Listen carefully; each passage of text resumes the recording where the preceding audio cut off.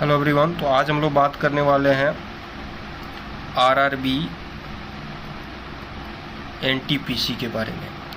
अभी ये 2024 में, जिसमें दो तरह के फॉर्म भरे जा रहे हैं। पहला है आपका ग्रेजुएट लेवल और दूसरा है आपका अंडर ग्रेजुएट लेवल।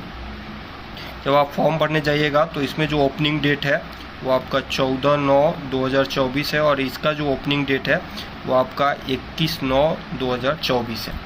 तो अभी जो बच्चों को सबसे ज़्यादा परेशानी हो रही है उस पर हम लोग वीडियो बनाने जा रहे हैं। ये जोन सिलेक्शन, बच्चे इसलिए परेशान है कि वो किस जोन का सिलेक्शन करें, कैसे करें, है ना।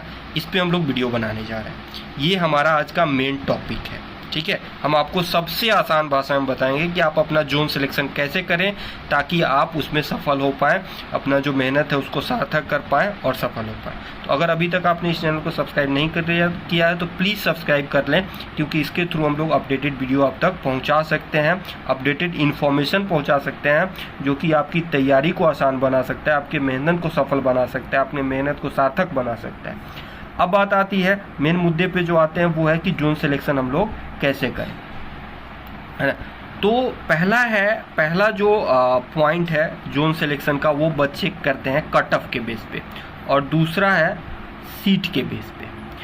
अब बात आती है कि करने के लिए तो हम लोग कर लेते हैं, लेकिन हम लोग गलती कहाँ पे करते हैं। जो बच्चे सही ढंग से कर लेते हैं कट ऑफ के बेस पे या सीट के बेस पे, वो सही दिशा में चले जाते हैं। लेकिन जो कुछ बच्चे जानकारी के अभाव में इसी चीज़ को सही ढंग से नहीं समझ पाते हैं, वो इस चीज़ को ढंग से नहीं समझ करके गलत जोन का सिलेक्शन कर लेते हैं, गलत जोन का चुनाव कर लेते हैं, जिससे परेशानी आती है। अब बात आती है कि वो ऐसा क्या चीज़ है जहाँ पे बच्चे गलती कर बैठते हैं। अब समझिए मेरी बात। अब जैसे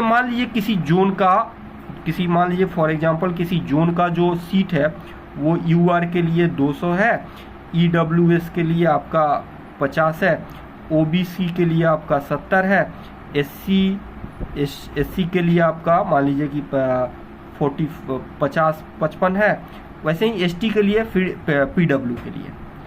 अब जैसे मान लीजिए कोई ईडब्ल्यूएस का बच्चा जो है जा रहा है जोन का सिलेक्शन करने, उसने अपना कट ऑफ वैल्यू देख लिया, उसने अपना सीट देख लिया।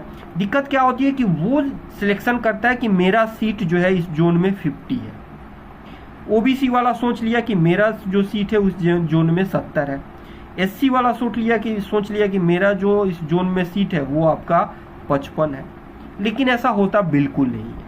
यहीं पे बच्चे गलती कर बैठते हैं। अब देखिए ईडब्ल्यूएस को क्या सोचना है, यहाँ पे उसका सीट सिर्फ 50 नहीं है, ये 200 भी उसी के लिए है, यानी कि उसका सीट कितना है 250 है।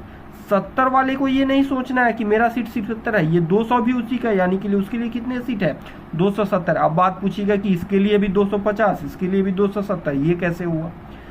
तो आप देखते हैं कि बहुत सारे जो रिजर्व कैटेगरी में कैंडिडेट आते हैं, उनका नंबर जनरल कैंडिडेट से ज़्यादा होने पर उनको इधर ट्रांसफ़र किया जाता है कि नहीं किया जाता है। बहुत सारे ऐसे रिजर्व कैटेगरी के कैंडिडेट को आप देखते हैं कि यूआर में उनका सिलेक्शन हुआ रहता है। ऐसा क्यों होता है? क्योंकि उनका नंबर यूआर से ज़्यादा रहता है। जब कट ऑफ का निर्धारण किया जाता है तो इसमें अगर इनका नंबर यूआर से ज़्यादा आता है तो वो उनको इधर ट्रांसफ़र कर दिया जाता है। तो आप सेम थिंग दूसरे कैटेगरी में भी होता है, दूसरे रिजर्व कैटेगरी में भी। इसलिए हम बोल रहे हैं कि बाकी रिजर्व कैटेगरी, जैसे आप 70 समझ के अपना सीट समझ लेते हैं, तो आपके लिए सिर्फ 70 नहीं है, 200 भी आप ही का सीट है। ये आपका सिर्फ 55 नहीं है, ये 200 भी आप ही का सीट है, यानी कि आपका कितना है 255 है। तो इस बेस पे आप कट ऑफ को देखिए चाहे सीट को देखिए और तब आप अपने जोन का सिलेक्शन कीजिए। दूसरा, लैंग्वेज का भी आप ध्यान रखें कि आप जिस जोन में भर रहे हैं वहाँ का लैंग्वेज आपके मुताबिक है कि नहीं है, जो कि आपको लास्ट के स्टेज में आपसे ये क्वेश्चंस आ सकते हैं, है ना, कि आपने किस बेस पे चुनाव किया। तो ये सारी चीज़ें हैं। तब आप अब आपने जो समझा वो सबसे मेजर चीज़ था। इसके बेस पे आप कट ऑफ या सीट को देख करके अपने जोन का चुनाव करें और अपने मेहनत को सार्थक बनाएं, जिसमें कोई परेशानी नहीं है। बाकी अगर इसके अलावा अगर कोई क्वेरी हो तो उस क्वेरी को आप मैसेज करें, कमेंट बॉक्स में कमेंट डालें। आपको जितनी जल्दी हो सकी आपको जो है आप तक आपका आंसर पहुँचाया जाएगा। तो आप चैनल को सब्सक्राइब करें और अच्छा लगा हो तो लाइक और करें और बच्चों को शेयर भी जरूर करें। Thank you so much.